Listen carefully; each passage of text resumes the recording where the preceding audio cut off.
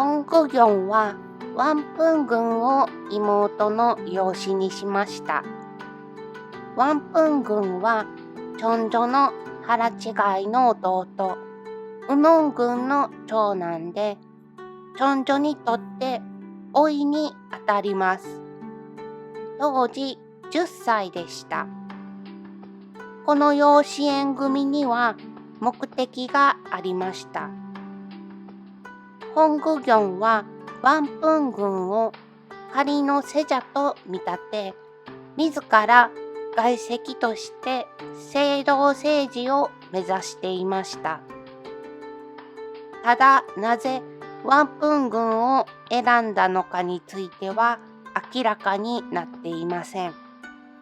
また、妹のゴンビンが亡くなった日と養子縁組の日が同じであるため、生前から計画していたのかどうかも分かっていません。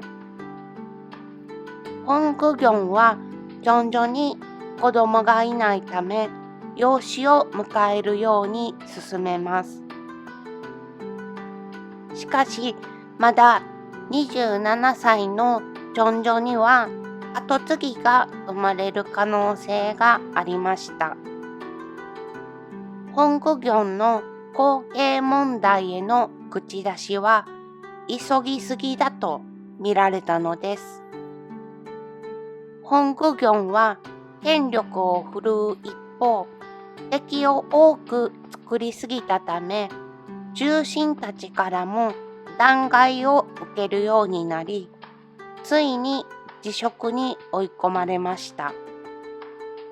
この時、ワンプン軍も批判の対象になりましたが、長女は老いを守るため、称号を三下軍に変えて収束を図ろうとしました。その後、三下軍が17歳の時、結婚相手が決まります。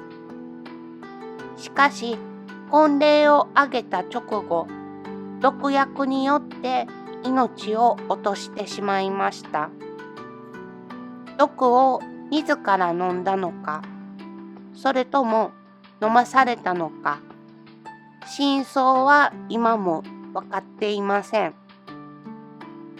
さらに、三下軍と本公行は謀反を企てたとして訴えられます。結果、三下軍の称号は廃止され、父のウノン軍一家は島流しにされました。本公行の野望に巻き込まれた王族一家は、長女が亡くなった後にもさらなる悲劇が訪れます。そのお話は後ほどいたします。長女は新しい政治を始めるため、규장学という組織を通じて優れた人材を集めました。ここでの人材養成を通じて、党派に左右されない3つ目の勢力を作り、王による神聖を目指しました。さらに、生活に密着した実学を推奨し、多くの学者や技術者を養成して庶民の日常生活を質的に向上させました。諸子出身の学者たちにもチャンスを与え、派閥や既存の秩序にとらわれず、実力を重視した社会を目指しました。また、本格的な文治政治を推進し、人材の育成にも力を入れました。その中には、後に著名な学者となるチョン・ヤギョンも含まれていました。彼については後ほど詳しくお話しします。 규장学は王立図書館に相当する機関で、後にソウル大学などの管理を経て、現在は国立図書館研究所としてソウルに存在しています。これらの政策は一般の人々にも大きな影響を与え、文学活動が盛んになりました。同時に独自の文化への関心が高まり、朝鮮王朝時代のルネサンスとも呼ばれる時代を築きました。チョンジョは규장学を中心に政治を展開しました。四女時代のノロンパがピョクパとしてまとまったのに対し、チョンジョの政治に賛同したナミンパやソロンパ、さらに一部のノロンパがシパとして結集し、ピョクパとシパによる新たな対立の様相が現れました。朝鮮王朝初期にはオウィという軍隊組織がありました。しかし、豊臣秀吉の朝鮮出兵をきっかけに、その力不足が明らかになってしまいました。このままでは国が守れないという状況でした。そのため、新たにオグニョンという軍隊組織が設置されました。このオグニョンには、それぞれ異なる役割を持つ5つの軍営がありました。1つ目、フルリョントガン、ハニャン西北部の防衛と新兵の訓練を担当、約1000人。2つ目、オヨンチョン、ハニャン東北部の防衛を担当、約6000人。3つ目、クミヨン、王の近衛機関としてハニャン南部を防衛。4つ目、チョンヨンチョン、北ハンサンソンの防衛を主に担当、約2万人。5つ目、スオチョン、ナムハンサンソンの防衛を主に担当、約6000人。4つ目と5つ目はハニャンの外、1つ目、2つ目、3つ目はハニャン内に配置されていました。このようにオグニョンは地域や役割が異なるため、独立性の高い軍隊でした。また、このオグニョンはノロンパが掌握しており、人事権も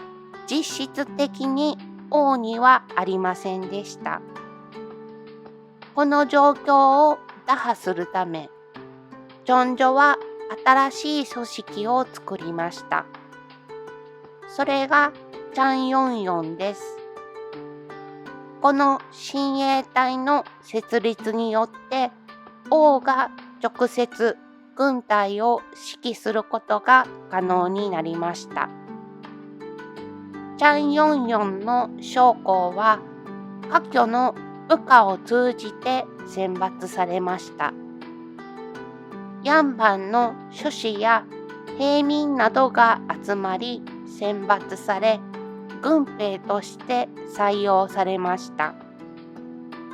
当初30人ほどからスタートしたこの組織は、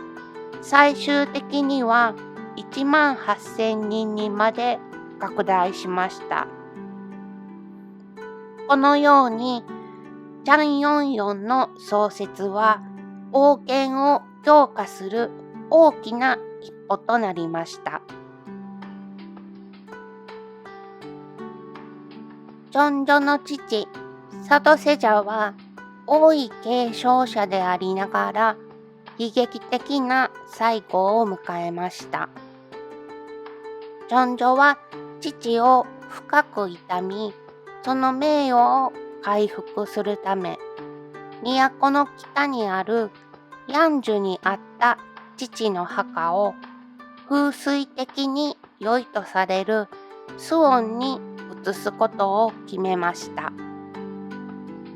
スウォンはソウルから南に約 35km の場所にあります。ジョンジョは37歳の時、スウォンにお墓を移しました。48歳で亡くなるまでに、ジョンジョは13回も父のお墓参りをしました。その際に宿泊したのが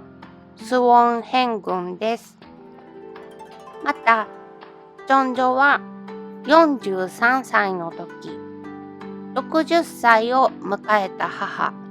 ヘギョン郡を連れて還暦を祝う宴会もここで開催しています。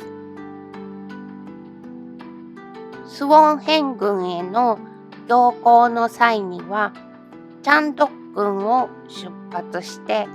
途中で一泊し、翌日到着するという大規模な行列が組まれました。この行列は当時の最大規模の王室行列だったそうです。最も多い時には6000人と馬1400頭だったそうです。その行列は通りかかる人々に王の威厳を強く印象づけました。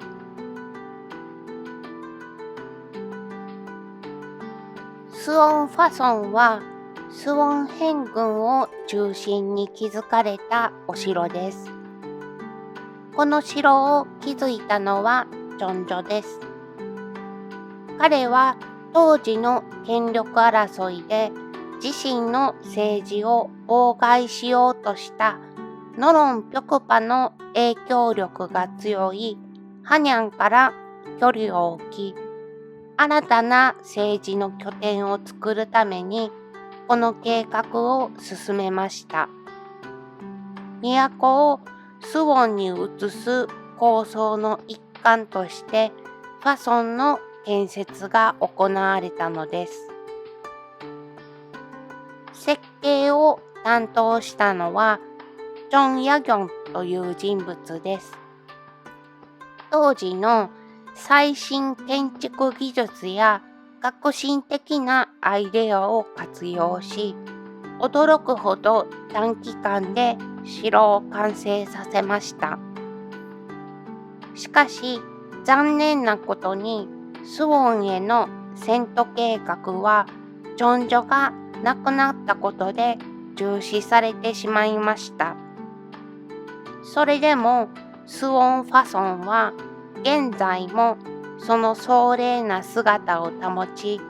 当時の歴史や文化を伝える貴重な遺産となっています。スウォンファソンは1997年にユネスコ世界文化遺産に登録されました。この城には全長約 5.7km にわたる城壁が巡らされ、東西南北に4つの大きな門が設けられています。また、城内にはいろいろな旗が立てられており、それぞれが特定の方角を示しています。ジョンジョが行幸した際に宿泊したファソン辺郡には特別な黄色の旗が掲げられています。私はまだスオンファソンを訪れたことがありませんが、Google 検索で写真を見てみました。中世ヨーロッパのお城のようでもありながら、屋根の形状には東洋の特徴が見られます。西洋と東洋の建築様式が融合した独特の魅力があり、山の斜面に沿って建てられた城壁や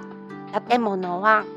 古代から中世のヨーロッパの城塞都市を私は想像しました。ファンタジー作品に出てきそうな素敵なお城です。